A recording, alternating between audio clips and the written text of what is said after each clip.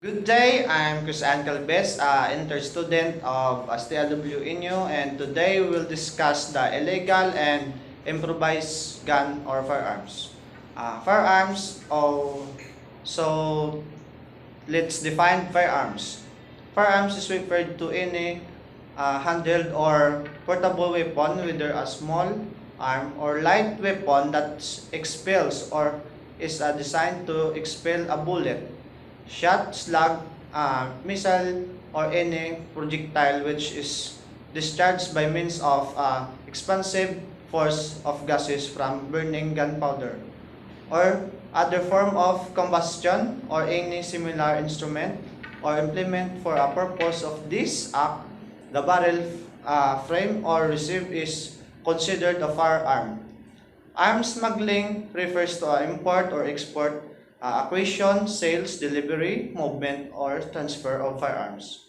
They are part of a component and ammunition of from or across the territory of one country to that of another country which has not been authorized in accordance with the domestic law. Either or both countries, forfeited firearms refers to firearms that are subject or forfeitures by a reason of a court order as a accessory penalty or for the disposition of FEO of abandoned, surrendered, confiscated, or revoked of compliance with existing rules and regulations. For example, the NPA surrendered arm, that's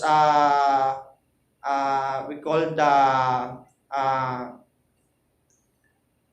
gun of surrendered firearms, refers to any firearms whose serial number or other identification or ballistic characteristic have been intentionally tampered, which obliterated or altered with authority or the order of council, its source, identity or ownership. The Republic Act 10591, otherwise as a Comprehensive Firearms Ammunition of Republic Act, order of provide legal support to law enforcement agencies in their campaign against crime. Stop the profile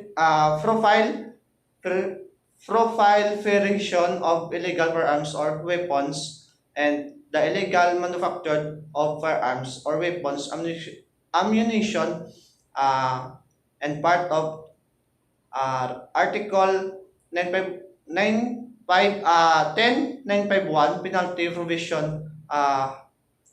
These are the penalties imposed to those individuals who illegally operated and manufactured prohibited firearms. Section 32.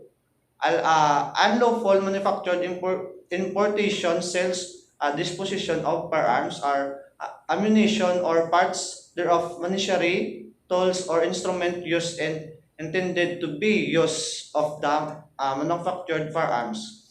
Ammunition of parts thereof, the penalty of reclusion temporal to reclusion perpetua shall be imposed upon any person who shall unfollow, engage the manufacture, importation, sales, or disposition of firearms or ammunition of a major part of firearms or ammunition of machinery, tools and instrument used or intended to be used by the same person in the same manufacture of firearms. Ammunition of major part, the position of any machinery, tools, and instrument used directly in the manufacture of firearms, ammunition, or major parts of person whose business, employment of activities does not lawfully deals with the possession of such article shall be prima facie evidence that such as article is intended to the use of unlawful or illegal manufactured or of firearms. For example, the now gun, and the penalty of the prison may Prison mayor, it is a minimum period of the prison mayor in its medium period shall be imposed upon the laborer, worker or employee or sentenced firearms dealer who shall unlawfully take, sell, or otherwise dispose of part of firearms, ammunition which the company manufactured and sell, and other materials used by the company in the manufacture or sells firearms or ammunition, the buyer or professor of such a stolen part of material who is aware that such as a part of material was stolen shall suffer the same penalty as the laborer, works, and employee of the violation of offense and committed by a corporation, partnership, association, or others judicial entity. The penalty provided of this section shall be imposed upon the director officer. Uh, Employees or other official of a person therein who knowingly and willingly participated in the unlawful act. Uh, the section 33 arm the smuggling, the penalty of reclusion perpetua shall be imposed upon any person who shall engage or participate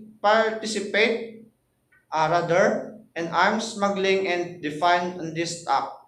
Uh, the section 34 firearms identification penalty of prison correction.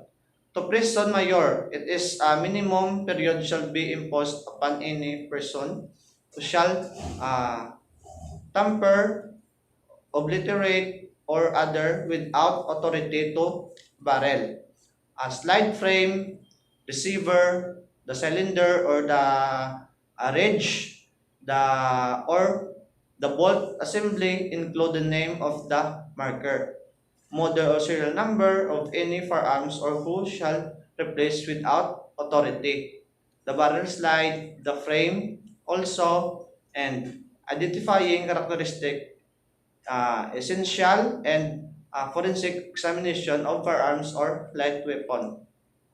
Also, our PNP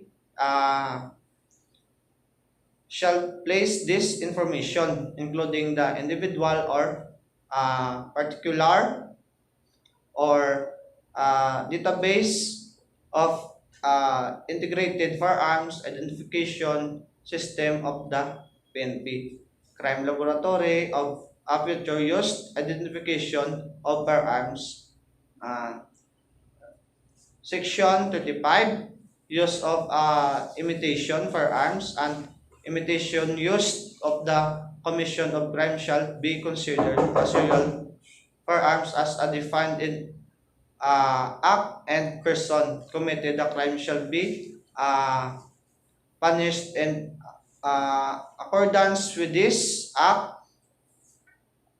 Also, provided the injuries accused and accusation of conduct of competition, support games, or any uh, reaction activities involving imitation firearms shall be the punishable under the act. Uh, in our country, the Cebu or the now made firearms is common to us because the now firearms is uh, naging isa ng pioneer sa ating bansa, but did not give the authority of the government to be legalized in our country. So the machinery or the any guns productive or produced in the now guns are illegal. So for me, it's invalid to us. So because they our country are export any weapon to our armed forces na kumbaga sa atin, meron man lang tayong machinery of weapons, subalit hindi nila pinagbibigyan, they not give authority or authorized to legalize our product. So in this administration of Marcos, I hope that we give the authority to legalize, because to us, to our armed forces is the authorized of weapon is they have to they produce our weapon uh, pioneer and also